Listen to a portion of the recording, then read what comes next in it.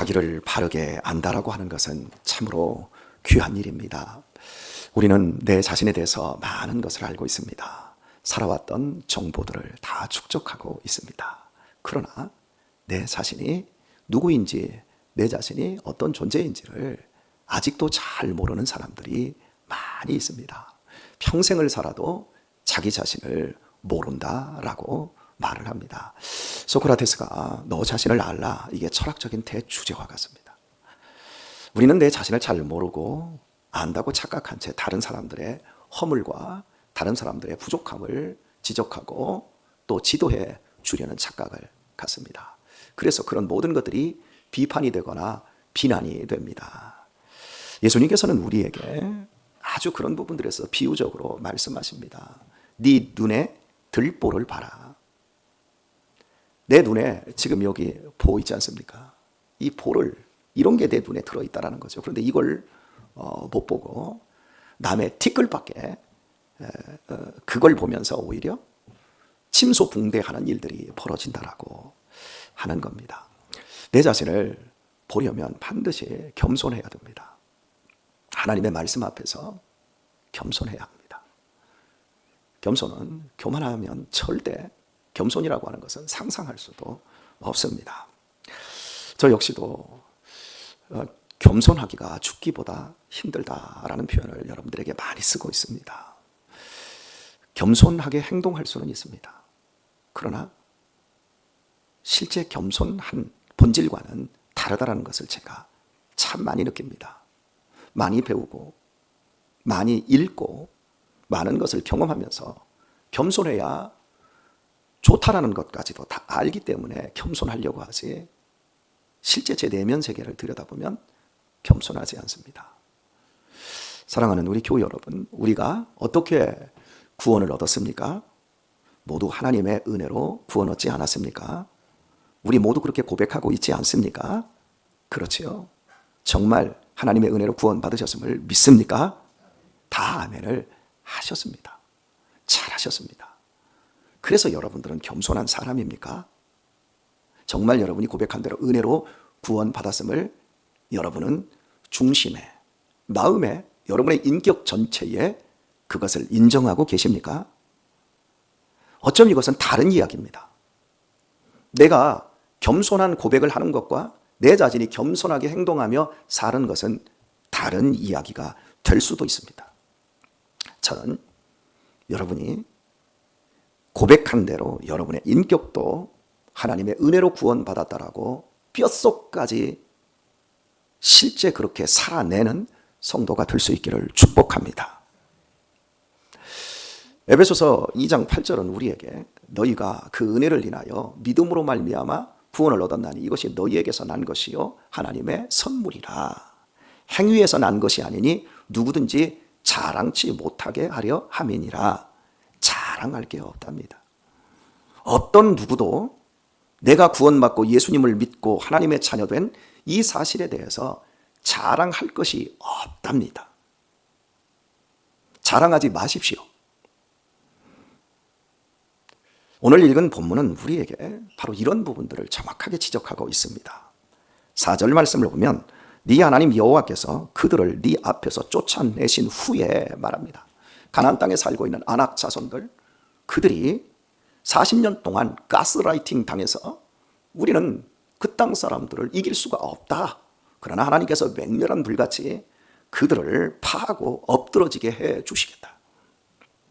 하나님께서 이 전쟁은 나의 전쟁이라고 말씀을 하시고 그들에게 그 땅을 멸하고 그 땅을 빨리 취할 것을 선포해 주셨습니다.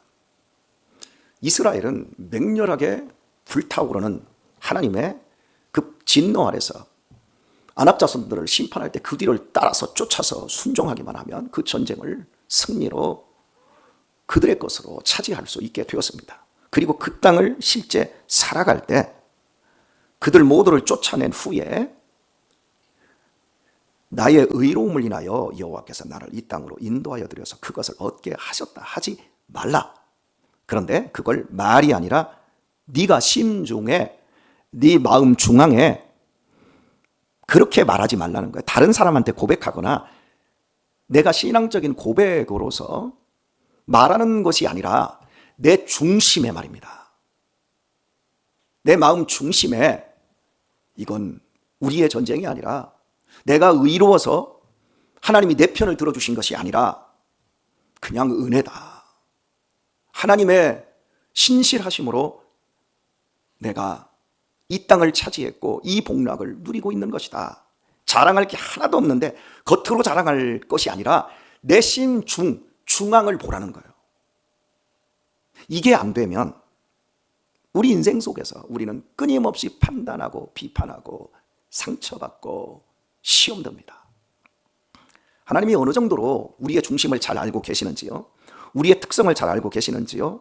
자, 그 뒷절 말씀을 보면요, 그것을 얻게 하셨다 하지 말라. 실상은 실제를 말하고 있는 겁니다. 실상은 이 민족들이 악함을 인하여 여호와께서 그들을 네 앞에서 쫓아내심이니라. 가나안 땅 그 족속들이 너무나 악하여서 더 이상 그 땅에 살아서는 안 되기 때문에 쫓아내고 너희를 대신 살게 했다는 겁니다. 너희가 의롭기 때문에 내가 너희들을 잡아서 택해서 이 땅으로 집어넣은 게 아니라 너희나 그 땅에 살고 있는 사람들이나 도찐 개찐인데 그들은 더 이상 이 땅에 살 기회조차 줄 필요가 없는 사람들이 되었기 때문에 너희들도 악하고 너희 심중에 죄악을 품고 있고 너희의 생각이, 계획이 처음부터 악한 걸 내가 알면서도 내가 그 땅에 너희들을 집어놓았으니까 너희들은 절대 너희가 의로워서 이 땅을 차지했다라는 생각을 거두어야 된다. 이렇게 말씀드릴 수가 있습니다. 5절도 또 강조하고 계십니다. 네가 가서 그 땅을 얻으면 너희의 의로움을 인함도 아니며, 다시 한번 말씀하고 있습니다. 네 의로움이 아니다. 그리고 네 마음이 정직함을 인함도 아니다 라고 말씀합니다. 어떻습니까? 여러분의 마음을 한번 들여다보십시오. 나 정직해요 라고 할 수 있는 사람 있습니까? 정직하려고 애쓰는데 정직하지 않잖아요. 정직하려고 애쓰다가 어떤 결정적인 순간이 되면 비열해지고 비굴해지고 거짓되게 행동하는 경우들이 얼마나 많습니까? 정직하다고요? 그런데 왜 그렇게 우리 안에서 변명들이 많이 쏟아져 나옵니까? 하나님은 정확하게 우리 마음이 정직하지 않다. 너희들이 정직하기 때문에 그 땅을 차지한 것도 아니다. 다시 말합니다. 이 민족들의 악함을 인하여, 다시 강조하잖아요. 이 민족들의 악함을 인하여 네 하나님 여호와께서 그들을 네 앞에서 쫓아내시니라. 그들이 너무 악하기 때문에 쫓아냈다는 거예요. 우리에 대해서는 이만큼도 너희가 착하다, 의롭다, 정직하다 하지 않습니다. 오늘 우리 자신들을 좀 바르게 보아야 하는데, 우리가 예수님을 믿는다고 믿지 않는 사람보다 나는 괜찮아, 훨씬 좋은 존재야, 이런 착각을 합니다. 저도 젊은 날 미친 듯이 전도할 때 전도하다 싸웠으니까요. 하도 비아냥거리고 저한테 욕하고 그런 사람들한테는 당신은 절대 교회 가면 안 돼. 당신 같은 인간은 교회 가면 절대 안 돼. 가지 마. 당신은 예수 믿고 구원받을까 봐 내가 겁이 나. 이렇게 얘기해서 막 싸우기도 했으니까요. 이렇게 말할 수 있는 근거가 뭐죠? 제가 좀 의롭다고, 너보다는 훨씬 나은 존재라고, 이런 생각을 제가 갖고 있기 때문에 이게 여러분 마음 중심에 나의 의로움이 있는 거예요. 여러분 그렇지 않나요? 나는 저 권사님보다는 나, 나는 저 집사님보다는 나, 그 생각하죠? 이럴 때 아멘을 크게 해야 여러분이 겸손한 거예요. 겸손하지 않으니까 아멘을 안 하잖아요. 나는 심지가 굳어. 나는 저렇게 간사한 사람이 아니야. 나는 저 사람하고는 본질적으로 달라. 나는 저렇게 뺀질거리지 않아. 나는 한다면 해. 여러분, 이 모든 게 나의 의로움을 기반으로 하고 있지 않습니까? 오늘 꼭 들켰다라는 그 느낌으로 여러분이 아멘을 한마디도 안 하고 계시잖아요. 제가 어떻게 이렇게 잘하는 줄 아세요? 제가 그러고 살았으니까. 제가 그런 사람이니까.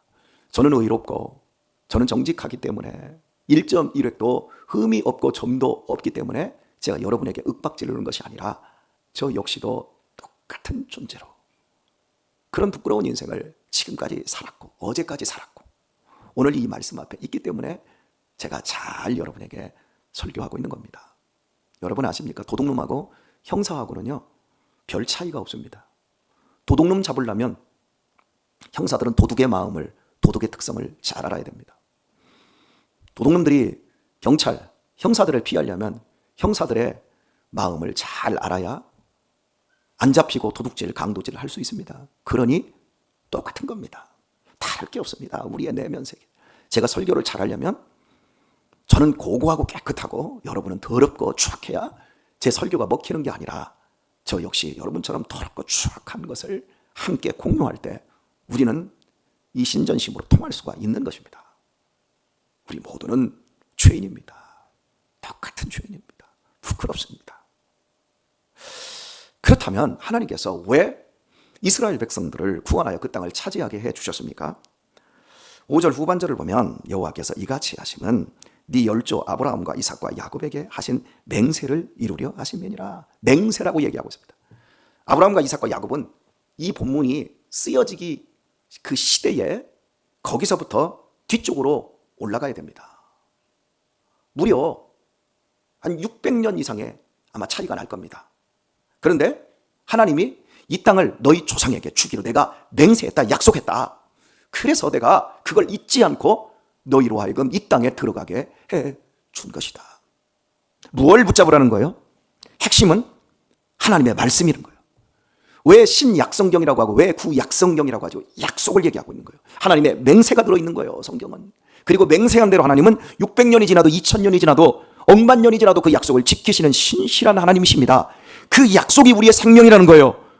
우리가 어떻게 구원받았어요? 의롭지 않아요? 정직하지 않아요? 그럼에도 불구하고 예수님을 이 땅에, 그리스도를 이 땅에 보내주사 십자가로 말미암아 우리를 구원해 주시기로 약속하신 그 엄청난 약속을 하나님이 이루셔서 우리에게 적용해 주신 것입니다. 그걸 붙잡아야 우리는 겸손할 수 있는 겁니다. 우리의 구원이 행위에서 난 것이 아니니 누구든지 자랑치 못하게 하려 함이라. 행위에서 난 것이 아닙니다. 하나님의 약속하신 십자가의 성취로 말미암아 우리가 구원받은 하나님의 자녀가 되었고 영광을 누리고 있는 것입니다. 우리는 행복자입니다. 나쁜 놈인데 구원받았습니다. 더러운 놈들인데 우리를 하나님이 사랑으로 덮으사 하나님의 자녀가 되는 영광을 주셨습니다. 겸손하게 살아야 됩니다. 그거 외에는 우리가 할 게 없는 겁니다. 평생에 기도하며 평생의 말씀 안에 있을 때 우리가 훈련하는 것은 바로 내 중심을 바꿔내는 겁니다. 내 심중, 내 마음, 겉으로 근사한 척, 괜찮은 척, 깨끗한 척, 고고한 척, 거룩한 척 하는 것이 아니라 내 내면 세계에서부터 그 겉과 속이 똑같이 만들어가기 위해서 깨지고 부서지면서 나의 그 더러움으로 말미암아 마음이 상하고 엎드러지고 그러면서 하나님 도와주세요, 살려주세요. 그래서 예수님의 그 마음, 예수님의 그 인격을 우리의 평생의 과제로 삼고 성화의 삶을 살아가는데 우리의 신앙에 진력할 수 있어야 되는 겁니다. 젊은 날 저는 의지가 몸을 이긴다고 생각을 했습니다. 그래서 까짓거 밤새우면서 공부하고 철야하고 기도하고 이런 것들을 너무 쉽게 생각을 했습니다.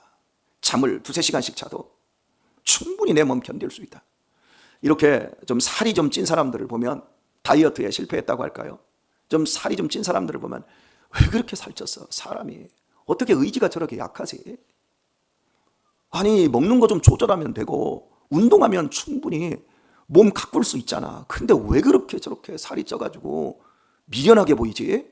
왜 저렇게 살지? 제 속으로 저 사람 참 의지가 약하다 이렇게 비판하는 마음이 있었어요. 겉으로는 그렇게 잘 못하지요. 그런데 심중에 그런 생각들을 해서요. 자식들 키워놨는데 어떻게 저 권사님이 저 목사님이 자식 키웠는데 왜 자식들은 교회를 안 나가지? 어떻게 저렇게 키웠지? 그러면서 심중에 얼마나 비판하고 비난을 보냈는지 몰라요. 그런데 제가 나이가 먹고 제가 자식들을 넷이나 키우면서 우리 자식들이 머리가 굵어지면서 보니까 사람이 의지로 이게 되는 게 아니다라는 걸 깨닫습니다. 몸에서 40대 이후에 한 1%씩 근육이 감소한다고 하더라고요. 제가 근육량이 감소하는 걸 제가 느낍니다. 얼마나 힘든지 모르겠어요. 야, 이게 의지로 되는 게 아니구나. 잠을 안 자면 이제 막 머리가 아프고 어지럽고 이런 것들을 제가 깨닫습니다. 내가 마음만 먹으면 마음 먹기 나름이다. 마음만 잘 먹으면 다 할 수 있다고 생각을 했는데 내 자식들을 향해서 아무리 마음을 그렇게 대세게 먹어도 이게 안 돼요. 결국 시간의 문제였던 것 같아요. 사람이 겸손해지는데 젊은 날 건강하고 어줍지 않고 경험이 없으니까 의지가 어떻고 마음먹기 나름이라고 이러면서 심중에 얼마나 많은 사람들을 판단했는지 몰라요. 그러나 이제 시간이 좀 지나고 나니까 알겠어요. 조금 알겠어요. 그럼에도 앞으로도 더 겸손해져야 되는데, 하나님의 말씀 안에 있을 때, 그 말씀으로 깨지고 부서질 때 우리는 드디어 조금이라도 겸손해지는 대로 갑니다. 그러나 말씀을 멀리하면 안 겸손해집니다. 더 완고해집니다. 저한테 이런 말을 하더라고요. 목사님은 어떻게 그 나이에 몸이 그렇게 젊은 사람 같습니까? 제가 어제 그저께도 질문을 받았어요. 제가 티를 입고 반바지를 입었는데 우리 동문 체육대회가 있어서 하는데 제 허벅지나 이런 걸 보고 목사님은 뒤에서 보면 20대요 20대 동네에 할머니 80 넘으신 90 다 되신 할머니들하고 저녁에 운동장에서 운동을 하는데 그 권사님들이 제가 뛰는 걸 보면 목사님 그냥 뛰는 것만 보면 몸매만 뒤에서 보면 목사님은 20대요 20대 청년 이렇게 얘기해요. 그 비결이 뭡니까? 라고 제게 물어요. 그래서 대답하기를 우리 집안은 뇌출혈이 있습니다.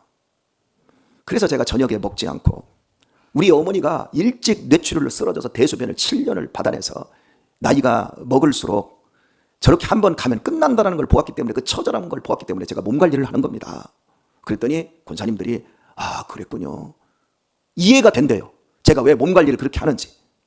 여러분 목사님 어떻게 몸 관리를 그렇게 하셨어요? 선택의 문제예요. 타고난 문제가 아니라 선택의 문제라고요. 그 선택은 50대 들어가서 몸 관리를 한 게 아니라 10대, 20대, 30대 우리 어머니가 부서지고 깨지고 그걸 보면서 조심해야 되는구나. 그때부터 조심하면서 매일같이 좋은 선택, 힘든 선택, 몸이 그렇게 피곤해도 운동장 나가고 저녁에 그렇게 먹고 싶어도 8시 이후에는 음식을 거의 입에 내지 않고 물만 먹고 이런 것들을 날마다의 선택의 문제 속에서 내 자신의 몸을 겸손하게 다져왔기 때문에 이만큼이라도 살아가고 있는 거죠. 그런데요, 겸손하지 않은 사람들은요, 자기 몸에 대해서요 호기를 부리는 사람들은요 술도 엄청 먹고요 담배도 끊을 생각이 없어요.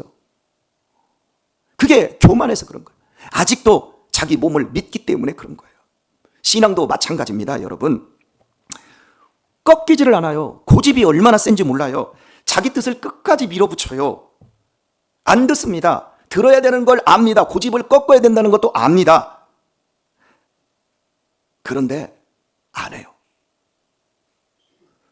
덜 깨져서 그래요. 오늘의 말씀을 맺도록 하겠습니다.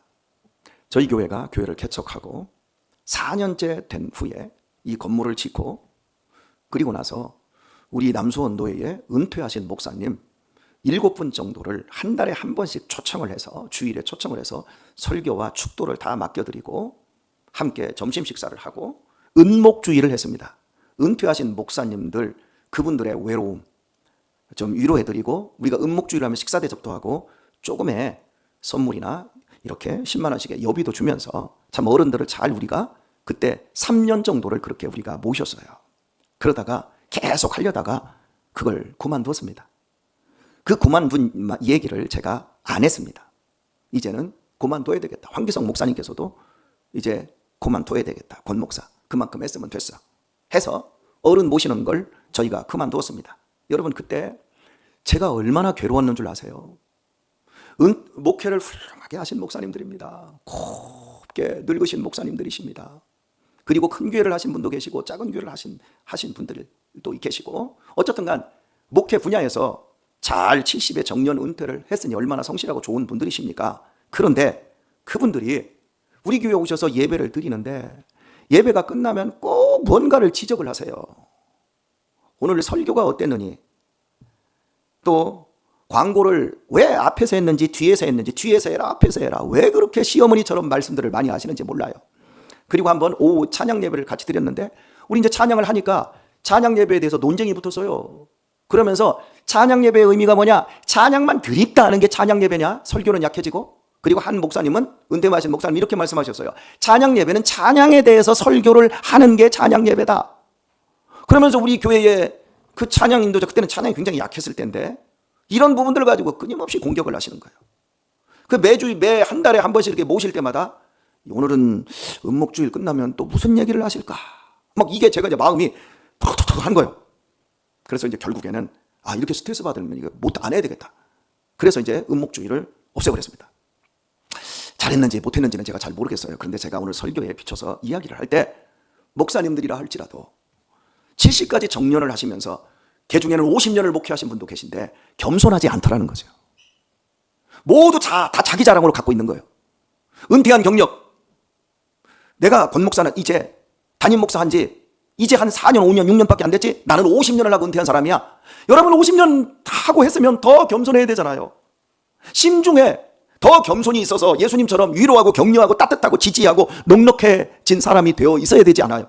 그런데 새파랗게 젊은 목사 교회에 와서 그렇게 식사 대접받고 이렇게 은혜롭게 예배를 드리고 그런 좋은 자리를 해놨는데 막 목사에게 스트레스를 주는 거예요. 젊은 목사에게. 여러분 그게 겸손인가요?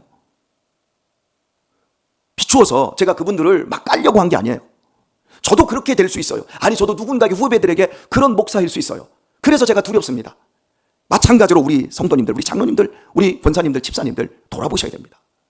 내 심중에 어떤 판단력을 가지고 있는가, 내 마음 중심에 무엇이 뿌리 깊게 근간을 이루어 가고 있는가를 살피셔야 됩니다. 우리 죽을 만큼 겸손해지도록 하십시다. 죽을 만큼 겸손을 선택하도록 하십시다.